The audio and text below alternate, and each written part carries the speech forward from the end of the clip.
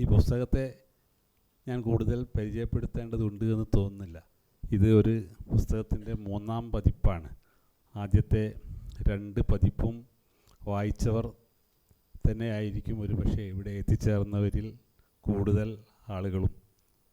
3-ാം പതിപ്പിനുള്ള ഒരു പ്രത്യേകത, അതിൽ ഒരു ഭാഗം മൺമറഞ്ഞ പ്രതിഭകളെക്കുറിച്ചുള്ള ഒരു ഭാഗം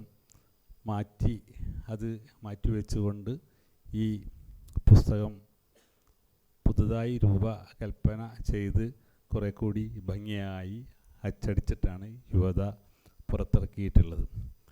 ഈ പുസ്തകത്തെപ്പറ്റി പറയുമ്പോൾ അതിൻ്റെ രചയിതാവിനെ കുറിച്ചുകൂടി നമ്മൾ പറയേണ്ടതുണ്ട്.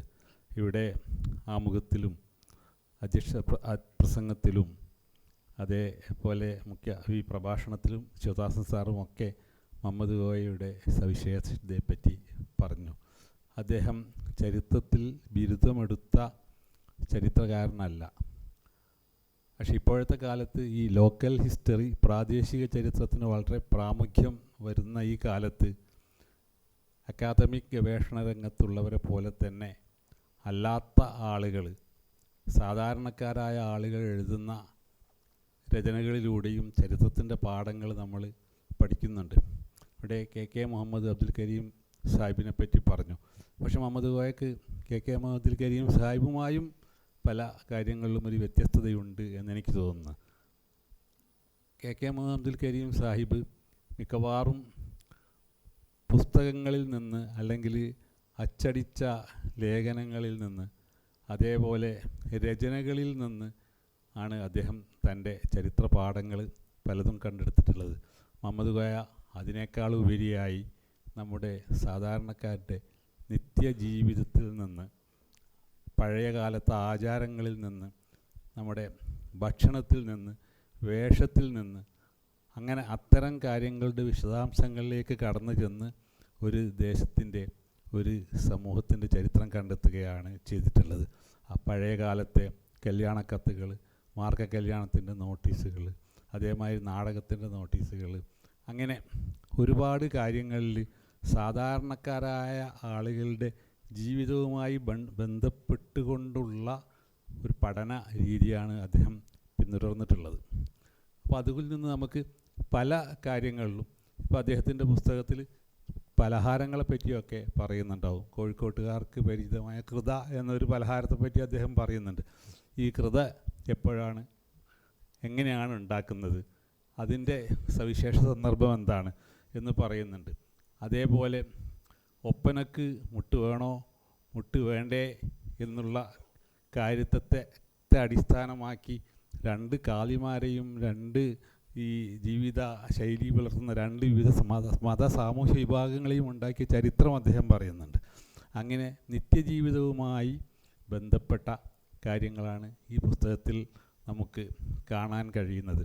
ഈ കോഴിക്കോട്ടെ ഒരു തെക്കേപ്പുറം എന്ന് പറഞ്ഞ ഒരു പ്രദേശത്തിൻ്റെ ആ ചരിത്രം എന്നതിലുപരി ഈ പ്രദേശത്തുള്ള എല്ലാ സാമൂഹ്യ സാംസ്കാരിക സവിശേഷതകളും, ഈ പ്രദേശവുമായി ആദാനപ്രദാനങ്ങൾ നടത്തിയ തൊട്ടടുത്ത് നിൽക്കുന്ന പ്രദേശങ്ങളിലുള്ള ആ പ്രവർത്തനങ്ങളുടെ ചരിത്രം, ഇതെല്ലാം കൂടി ലിങ്ക് ചെയ്ത് കോഴിക്കോട്ടെ മുസ്ലിം സമൂഹം, കോയമാർ എന്ന് വിശേഷിപ്പിക്കപ്പെടുന്ന ഈ മുസ്ലിം സമൂഹം എങ്ങനെ സവിശേഷമായ ഒരു ജനവിഭാഗമായി മാറുന്നു എന്നതിനെക്കുറിച്ചുള്ളൊരു ഡൗൺ ടു എർത്ത് ആയ ഒരു ഭൂതല സ്പർശിയായ ആഖ്യാനമാണ് മുഹമ്മദ് കോയയുടേത്. അപ്പോൾ അതിൻ്റെ അകത്ത് കോഴിക്കോട്ടെ നാടകമുണ്ട്. നമ്മളിപ്പോൾ കേരളത്തിലെ സാമൂഹ്യ വിപ്ലവത്തെക്കുറിച്ചും കമ്മ്യൂണിസ്റ്റ് പ്രസ്ഥാനത്തെ പറ്റിയൊക്കെ പറയുമ്പോൾ KPSCയുടെ ചരിത്രം നമ്മൾ പറയാറുണ്ട്.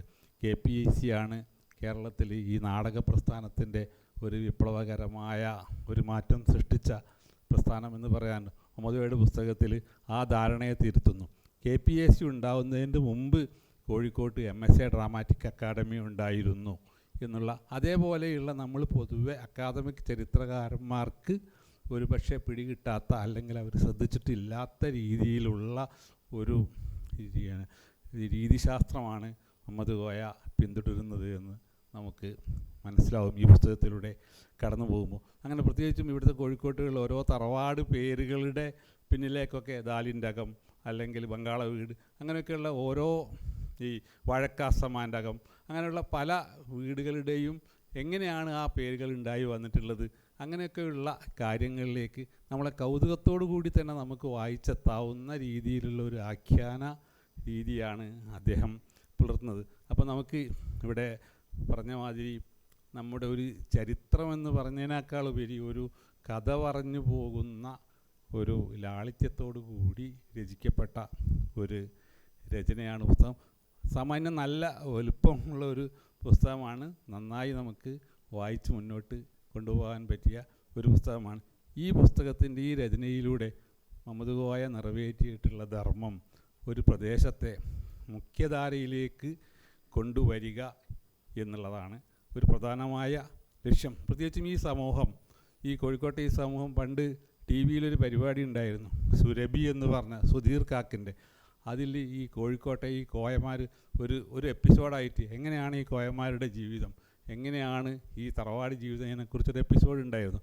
അപ്പോൾ പൊതുവെ ലോകം തന്നെ ഒരുപാട് ആളുകൾ ഈ ജീവിതത്തെക്കുറിച്ച് പഠിക്കാൻ വന്നിട്ടുണ്ട്. ലോകം തന്നെ ശ്രദ്ധിക്കുന്ന ഒരു പ്രദേശത്തിൻ്റെ ചരിത്രമാണ് മുഹമ്മദ് കോയ എന്ന സാധാരണക്കാരനായ ഒരു വ്യക്തി നമ്മുടെ മുമ്പിൽ വെച്ചിട്ടുള്ളത്. തീർച്ചയായും ഒരു മുഹമ്മദ് കോയയുടെ ഈ പ്രവർത്തനത്തെ നമ്മളോ നമ്മുടെ സമൂഹമോ വേണ്ട രീതിയിൽ അംഗീകരിച്ചിട്ടില്ല. ഈ കവി പറഞ്ഞിട്ടുണ്ട്, ചീർത്തയൊരു ലജ്ജയാൽ ആരോടും മിണ്ടാതെ കൈത്തോട്ടിൻ വക്കത്തെ കൈത പൂത്തു. ആ ലജ്ജയാൽ ആരോടും മിണ്ടാതെ കൈത്തോട്ടും വക്കത്തെ പൂത്ത ഒരു കൈത എന്ന നിലയിൽ പ്രകാശം പ്രസരിപ്പിച്ചു കൊണ്ടിരിക്കുന്ന ഒരു എഴുത്തുകാരനാണ് നമുക്കിടയിൽ നമ്മളിലൊരാളായി സഞ്ചരിക്കുന്ന ഈ മുഹമ്മദ് കോയ. ഈ മുഹമ്മദ് കോയയുടെ ഈ സേവനത്തിൻ്റെ മാറ്റ് നമ്മൾ അറിയണമെങ്കിൽ ഈ പുസ്തകത്തിന് അടിയന്തരമായും ഒരു ഇംഗ്ലീഷ് പരിഭാഷ വേണം. ഇത് മറ്റൊരർത്ഥത്തിൽ ലോകത്തിൻ്റെ മുമ്പാകെ എത്തിച്ചേരേണ്ട ഒരു പുസ്തകമാണ്. അതേപോലെ തന്നെ കോഴിക്കോട്ടെ ഈ കോയമാർ ചെയ്യേണ്ട മറ്റൊരു കാര്യം, ഒരു പൈതൃക മ്യൂസിയം. ഈ ജീവിതത്തിൻ്റെ സവിശേഷതകളൊക്കെ ക്രമേണ ഇല്ലാതായിക്കൊണ്ടിരിക്കുകയാണ്. ഇതിൽ പറയുന്ന കാര്യങ്ങൾ, ഈ തറവാട്ടിന് ജീവിതം, ഈ മാട്രിലീനിയൽ സിസ്റ്റം, ഇതൊക്കെ കുറേശ്ശെ നമുക്കൊക്കെ അറിയാം, നിങ്ങൾക്കൊക്കെ തന്നെ വിശേഷിച്ചറിയാം. എങ്ങനെയാണ് നമ്മൾ ഈ നമ്മുടേതായ അല്ലെങ്കിൽ നിങ്ങളുടേതായ ഈ സാംസ്കാരിക സവിശേഷതകളെ കുറേശ്ശെയായി ഇറോഡ് ചെയ്തു പോകുന്നത്. അതിനെ തടയാൻ വേണ്ടി ഒരു പൈതൃക മ്യൂസിയം കോഴിക്കോട്ട് ഉണ്ടാക്കുക എന്ന ഉത്തരവാദിത്വം ഈ കോഴിക്കോട്ടെ ഈ മുസ്ലിങ്ങളുടെ സമൂഹം ഏറ്റെടുക്കേണ്ടതുണ്ട്. ഈ പുസ്തകത്തിനൊരു ഇംഗ്ലീഷ് പരിഭാഷ, ഇംഗ്ലീഷ് തർജ്ജമ വരേണ്ടതുണ്ട്. ഈ രണ്ട് ദൗത്യവും ഏറ്റെടുക്കുവാനുള്ള ആൾബലവും സാമ്പത്തിക ശേഷിയും ഒക്കെ ഉള്ളൊരു സമൂഹമാണ് ഈ കോഴിക്കോട്ടെ മുസ്ലിങ്ങൾ, കോഴിക്കോട്ടെ കോയമാർ. ആ ദൗത്യം അവർ ഏറ്റെടുക്കണം എന്ന് അഭ്യർത്ഥിച്ചുകൊണ്ട് ഞാൻ എൻ്റെ വാക്കുകൾ അവസാനിപ്പിക്കുന്നു.